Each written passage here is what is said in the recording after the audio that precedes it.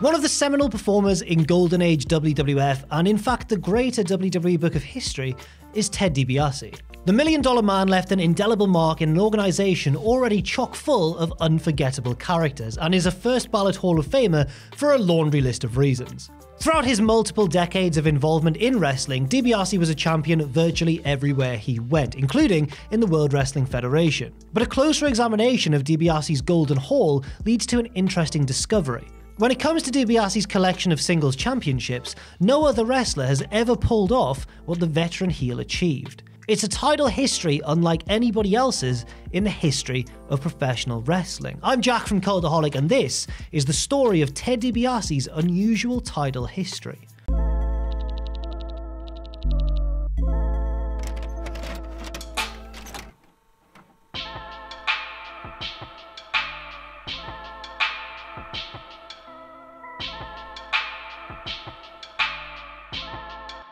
We begin this video with a trip to Wikipedia, where we'll take a glance at DiBiase's WWE title history under the Championships and Accomplishments header. Now here, we see that in terms of accolades that are represented by a championship belt, DiBiase has 8 different title reigns in all. An unofficial world title reign, 3 runs as tag team champion with IRS, 1 reign as North American champion, and 3 reigns with some form of novelty belt. On the surface, this title history is unique enough. For one thing, if you count DiBiase's WWF title reign as being official, and you view the North American title reign for what some consider it to be, the precursor to the IC championship, then DiBiase would technically be a Triple Crown champion, and would have been the second man in WWE history, actually, to pull off the trifecta, following Pedro Morales. On the other hand, there is a kind of underlined weirdness to DiBiase's collection of WWE belts. The world title reign isn't recognised, so its placement on the list is a tantalising asterisk in its own right, and many younger fans probably didn't even realise that WWE had a North American Championship before NXT's introduction of one in 2018, so that's a curiosity unto itself as well. With those aside, the only title reigns that feel like recognisable accomplishments are those 3 tag title stints with IRS as Money Inc. in the early 90s. And that's a fairly astute way to put it, because his general acquisition of the other belts is altogether unconventional. Let's begin with that North American Championship, because it's something that most WWE fans are likely unfamiliar with. Commissioned in February of '79, this belt predates Hulkamania, WrestleMania, and even the letters WWF, because the McMahon Empire was still called the WWF at the time the North American title came into existence, albeit for not much longer. The first ever WWF North American champion was in fact DiBiase, who became champion that February when he was just 25 years old.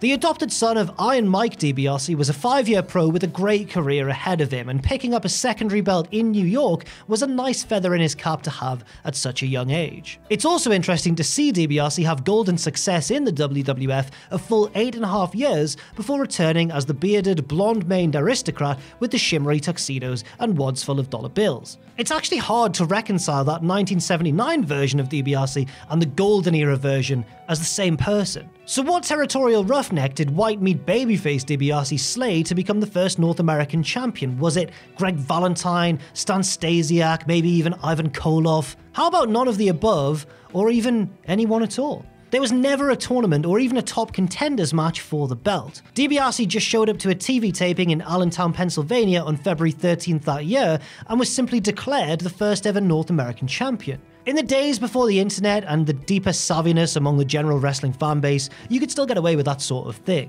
The WWF simply wanted to trot out a secondary champion and selected the Texas and Missouri-based DiBiase as the man to hold the mantle. He defeated a local worker named Mike Hall in a debut squash match while toting the brand new belt. Because of DiBiase's commitments in other territories, for a period he only worked the tri-weekly TV tapings, feasting on a steady diet of enhancement talents all the while. By the spring, DiBiase joined the touring loop and even occasionally teamed with Andre the Giant, which kind of marks the true birth of the Megabucks 9 years before it happened in the common fable. Soon, DiBiase began making more regular defenses of the belt, facing the likes of Valentine, Jerry Valiant, and Nikolai Volkov, before ultimately losing the belt on June 19th to veteran star Pat Patterson. Less than 3 months later, Patterson won that fictitious tournament in Rio de Janeiro to win the equally fictitious South American heavyweight title. As legend goes, Patterson unified the North American title and this fictional South American title into the very IC title that still exists to this very day. As for DiBiase, he faded out of what was now the WWF by the end of '79, ceding his last bout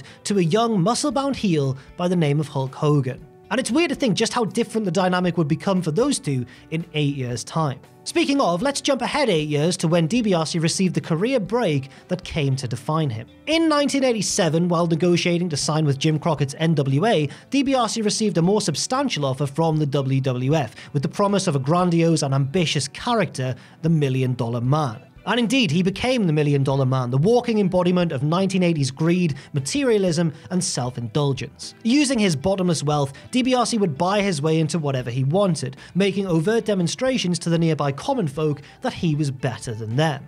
And what better way to show that you're better than everyone else across the wrestling spectrum than by being the WWF champion? But winning it in a grueling match? Well, that's for suckers. Within months of his debut, Dibiase declared on an episode of WWF Superstars his intention to purchase the WWF Championship from 4 years-long champion Hulk Hogan. And it appeared that Ted had the resources necessary to make the transaction happen. But Hogan, being the milk and honey babyface that he was portrayed as, flat out refused Dibiase's offer, taking the over my dead body approach. If that was what it took, then so be it, as Dibiase hired the ultimate surrogate. He purchased the contract of Andre the Giant from Bobby Heenan for $1 million, and personally assumed management of the 8th wonder of the world. Andre's objective was simple: defeat Hogan, win the belt, and then hand the belt over to Dibiase, to which Andre was certain to earn a hefty payday himself. It was in Indianapolis on Friday night, February 5th, 1988, that the world got the long-awaited Hulk-Andre rematch, broadcast on NBC to a national TV audience of 33 million viewers, which, let's be honest, really makes the Wednesday Night Wars look like a thumb war between two drunks, doesn't it? Long story short, through extremely convoluted means that involved an evil clone of referee Dave Hebner, seriously, go and watch it, it's really something, Andre scored a tainted pinfall victory on Hogan, ending Hulk's historic reign at 1,474 days, just over 4 years in total.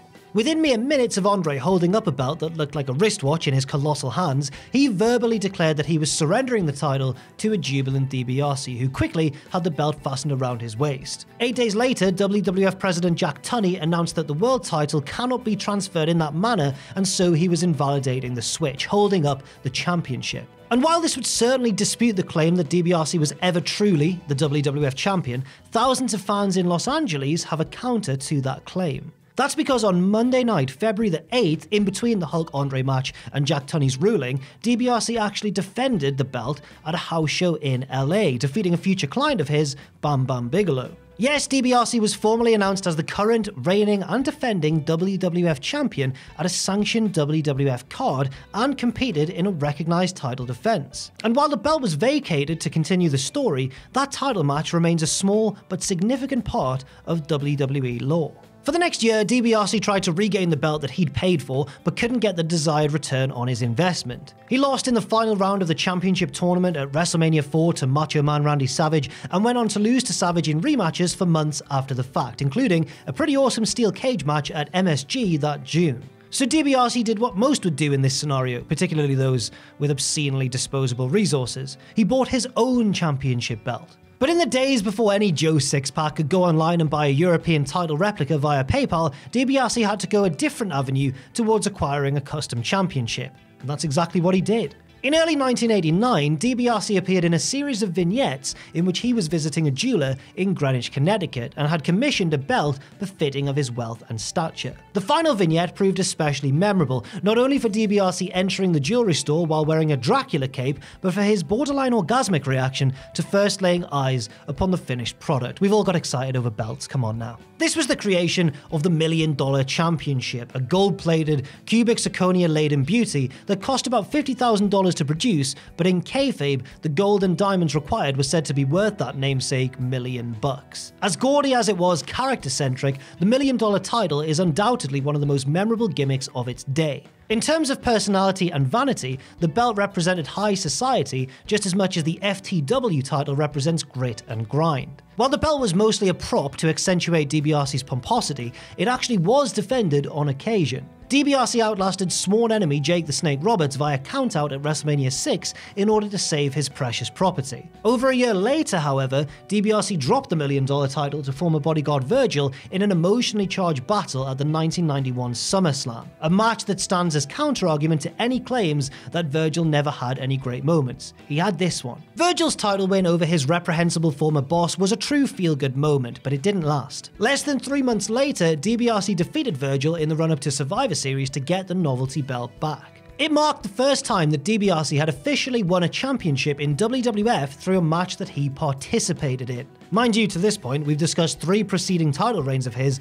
that began in unconventional fashion. Shortly thereafter, the $1 million title faded from view after Dibiase got his hands on more substantial gold, chiefly a WWF World Tag Team title. In the February of '92, Dibiase suddenly became a tag team champion, teaming with fellow erstwhile singles wrestler in Erwin R. Shyster. Soon to become known as Money Inc., Dibiase and IRS defeated the Legion of Doom at a Friday night house show in Denver, Colorado. The hasty title switch came as a result of Road Warrior Hawk flunking a drugs test, but Dibiase and IRS, while makeshift champions, were hardly temporary champions. For the next year and a half, Money Inc. served as the go-to heel team in WWF's tag division, as the 2 scheming technicians were tasked with holding off a slew of babyface challengers. All in all, Dibiase and IRS reigned 3 times with the belts. They dropped them to the Natural Disasters in July of '92 before regaining them on an episode of Wrestling Challenge that October. An 8-month reign then followed, which ended at the hands of the Steiner brothers in June '93 in an untelevised match. In fact, the 2 teams exchanged the belts twice more in the ensuing days at house shows, with Money Inc. regaining them before losing them back to the Steiners. Out of those 3 tag team title wins for Dibiase, 2 of them didn't even take place on TV. Dibiase wrestled his last WWF match about 10 weeks after dropping those tag belts for the final time, so that would assuredly spell the end of his time collecting gold under the McMahon umbrella. Well, not quite. A full 26 years later, Dibiase had one more championship run of sorts when he briefly reigned as WWE's 24/7 champion. You know the one, the belt where title matches consist of roll-ups in places that aren't a wrestling ring. It's crazy. But of course, Ted Dibiase is far, far above that sort of nonsense. He's not going to roll up some unsuspecting wrestler on a dirty locker room floor. No, he's not even going to wrestle for it at all. His acquisition of said comedy title came via purchase during a Legends-themed episode of Monday Night Raw. Medusa had just won the belt and was threatening to bin it in the way that she'd done to the WWF Women's title on Nitro in 1995. That's when Dibiase swooped in, offering Medusa a generous sum of money for the belt, and the transaction was completed. This cheeky dovetail parody of Medusa and Ted's respective big moments marked Dibiase's 8th and final title reign of any kind in WWE.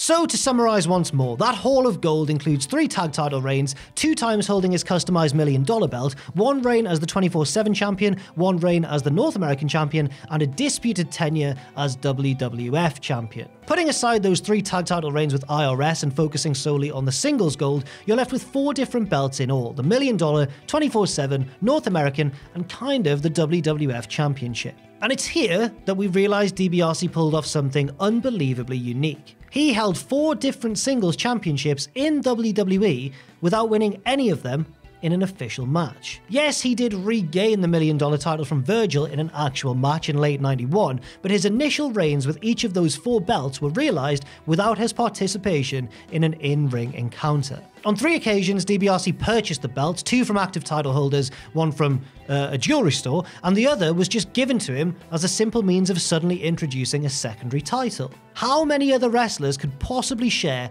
that exact championship resume? And then if we add in those tag title reigns, it gets a little bit weirder because of those 8 championship runs of Dibiase's, only twice did he win the belt in a televised bout. 2 of those tag title wins were at house shows, so on just 2 of the 8 occasions did a national TV audience witness Dibiase win a championship in an actual match. But that's not all. Go back to Dibiase's list of WWE glories on Wikipedia, and what else do we see? We see that Dibiase won the 1988 King of the Ring. A significant result as well, seeing as he defeated reigning world champion Randy Savage in the final via countout. But good luck finding that on the network, because all King of the Ring tournaments held prior to '93 were special house shows staged in the New England region. That is 7 of 9 accolades that Dibiase won either off camera or without participation in an actual wrestling bout. To just read it all without knowing the context is to miss the sheer weirdness of Dibiase's championship history in WWE. We've become so used to seeing major stars rack up title wins and other sorts of statement victories with reasonable recall of the closing moments of many of those big matches. But for Ted Dibiase,